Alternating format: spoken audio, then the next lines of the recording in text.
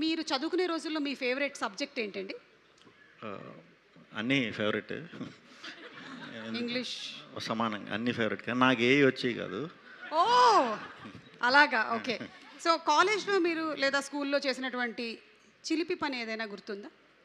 చిలిపి అంటే నేను బాయ్స్ హాస్టల్ అది చిన్నప్పటి నుంచి. సో అక్కడ చేయకూడదా చిలిపి పనులు? బాయ్స్ చిలిపి అలా కాదండి. అంటే ఏదైనా అల్లరి పనులు ఏమైనా చేశారా? అల్లరంటే మ్యాక్సిమం గోడ దూకి సినిమాలకు వెళ్ళటం. ఆహా! ఆ, ఓకే. అదే అప్పుడు ఇంకదే పిచ్చి. అప్పట్లో మీరు గోడ దూకి ఏ సినిమాకెళ్లారు? ఆ, నేను కాలేజీలో ఎక్కువ గోడ దూకి నువ్వు నాకు నచ్చావు. ఓకే. హుహు. ఓకే.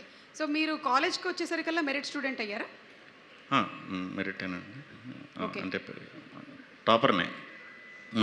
కానీ ఎగ్జామ్స్ రాసేవాడిని కాదు.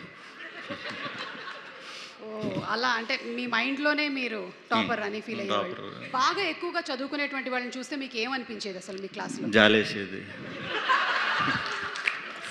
యాహ్! మీకు ఇష్టమైన టీచర్ ఎవరైనా ఉన్నారా? టీచర్ పీటీ సార్లు బాగా ఇష్టం. ఎందుకంటే అటెండెన్స్ ఇచ్చేవారు నాకు. గ్రౌండ్కి తీసుకెళ్ళి క్రికెట్ ఆడిచ్చేవారు. ఓకే.